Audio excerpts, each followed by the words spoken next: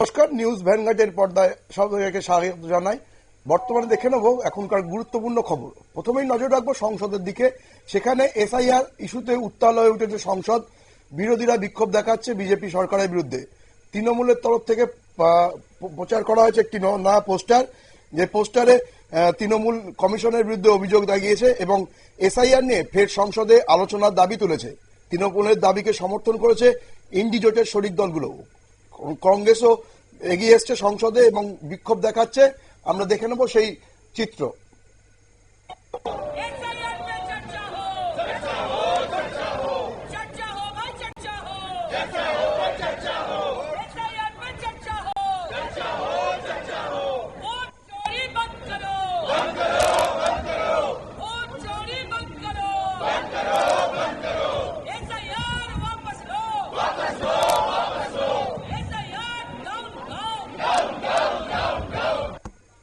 তৃণমূলের এই বিক্ষোভে সামিল হয়েছে কংগ্রেসও, আর এই বিষয়টিকেই নির্লজ্জ বলে কটাক্ষ করেছে শ্রমিক ভট্টাচার্য, বিজেপির রাজ্য সভাপতি। শুনে নেব তার বক্তব্য। কংগ্রেসের কোন নৈতিক এবং রাজনৈতিক অধিকার আছে বাংলা ভাষা নিয়ে, বাঙালি নিয়ে কোনো কথা বলা? যারা রবীন্দ্রনাথের সঙ্গে বিশ্বাসঘাতকতা করেছে, যারা নেতাজি সুভাষচন্দ্র বসুকে দল থেকে তাড়িয়েছে, যারা দিনের পর দিন বাংলার সঙ্গে প্রতারণা করেছে, বঞ্চনা করেছে, বিমাতৃসুলভ আচরণ করেছে, সেই কংগ্রেস তৃণমূলের পাশে, তাও আবার বাংলা ভাষা নিয়ে। কিন্তু মজার ব্যাপার, আরে সেদিন কংগ্রেসের সমস্ত নেতা 1947 সালের 20 জুন শ্যামাপ্রসাদ মুখার্জির ডাকে সামিল হয়েছিলেন পশ্চিমবঙ্গকে বাঁচানোর জন্য। আমরা শুনে নিলাম বিজেপির রাজ্য সভাপতি এবং রাজ্যসভার সাংসদ শ্রমিক ভট্টাচার্যের মন্তব্য। আমরা বিষয়টি বিস্তারিত জেনে নেব। সঙ্গে রয়েছে আমাদের প্রতিনিধি শেখ মনিরুল। মনিরুল, ঠিক কি জানা যাচ্ছে আজকে যে বিক্ষোভ দেখানো হয়েছে কংগ্রেস এবং তৃণমূলের তরফ থেকে, এবং বিজেপির রাজ্যসভা সাংসদ শ্রমিক ভট্টাচার্য এই যে আন্দোলন হয়েছে তাকে আক্রমণ করেছে, এই বিষয়ে বিস্তারিত কি জানা যাচ্ছে?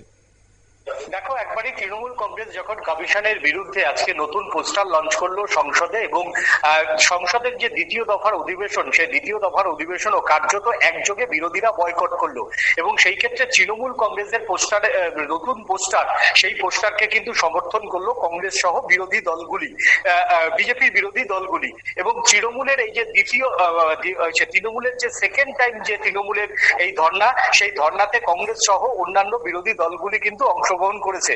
এবং তৃণমূল কংগ্রেস কার্যত এসআইআর নিয়ে ফের আলোচনার দাবি জানিয়েছে কেন্দ্রের কাছে, এবং যতক্ষণ কেন্দ্র এই সিদ্ধান্ত না মানবে ততক্ষণ পর্যন্ত লাগাতার সংসদে তারা বিক্ষোভ দেখাবেন বলে জানিয়ে দিয়েছে তৃণমূল কংগ্রেস নেতৃত্ব। আর তৃণমূল কংগ্রেস নেতৃত্বর এই যে দাবি, সেই দাবিকে কিন্তু সম্পূর্ণভাবে সমর্থন করেছে কংগ্রেস সহ বিজেপি বিরোধী বা এনডিএ বিরোধী দলগুলি। তারা তৃণমূল কংগ্রেসের সঙ্গে রয়েছে বলে সংসদের দ্বিতীয় পর্যায়ে তৃণমূল কংগ্রেসের আয়োজিত যে ধর্ণা, সেই ধর্ণাতে সমস্ত বিরোধী দলের সাংসদরা অংশগ্রহণ করেন। এক কথায় ইন্ডি জোটের আগে কার্যত বিরোধী জোটের একটা সংসদে মহড়া হয়ে গেল, এবং এই মহড়া থেকেই আরেকটু বাদে ইন্ডি জোটের বৈঠক হবে। বৈঠকে সেখানে রাহুল গান্ধী অবশ্যই মধ্যমণি থাকবেন। তার নেতৃত্বে একটি আজকে নৈশ ভোজের আয়োজন করা হয়েছে। সেই নৈশ ভোজেই আগামী দিনে তৃণমূল কংগ্রেসের এসআইআর নিয়ে যে রণকৌশল, সেই রণকৌশলে শেষ পর্যন্ত রাহুল গান্ধীর নেতৃত্বাধীন কংগ্রেস সমর্থন করে কিনা সেটাই হচ্ছে সব থেকে দেখার বিষয়। দেখো সৌম্য, তোমাকে আরেকটা কথা বলে রাখি, আজকে তৃণমূল কংগ্রেসের এই ধর্ণা মঞ্চে প্রথমে কিন্তু সোনিয়া গান্ধী এসেছিলেন, এবং বিরোধী জোটের নেতৃত্ব আজকে সংসদে দেখা গেছে যে সোনিয়া গান্ধীকে দিতে।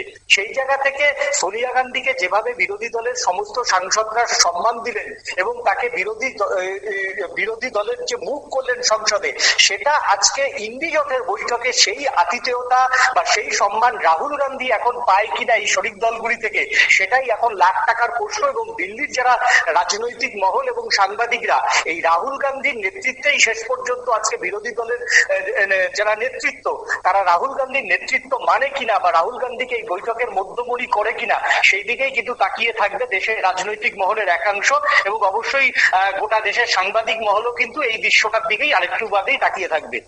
ধন্যবাদ মনিরুল। আমরা জেনে এলাম বিস্তারিত বিষয়। আজকে সন্ধ্যেবেলায় ইন্ডিয়া জোটের মিটিং আছে, এবং সেই মিটিং এ রাহুল গান্ধীকে বাকি শরিক দলগুলো মধ্যমণি মেনে নেয় কি নাই সেটাই এখন দেখার বিষয়। তবে একটা বিষয় বোঝা যাচ্ছে যে এসআইআর ইস্যুতে ক্রমশই উত্তাল হয়ে উঠছে সংসদ। আগামী দিনেও অধিবেশন এই ইস্যুতেই উত্তাল হবার আশঙ্কা রয়েছে। নজর রাখবো পরবর্তী খবরের দিকে, তার আগে নিয়ে নেব ছোট্ট একটা বিজ্ঞাপনের বিরতি।